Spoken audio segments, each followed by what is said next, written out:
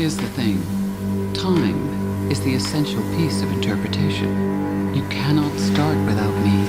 I start the clock. However, unlike a clock, sometimes my second hand stops, which means time stops.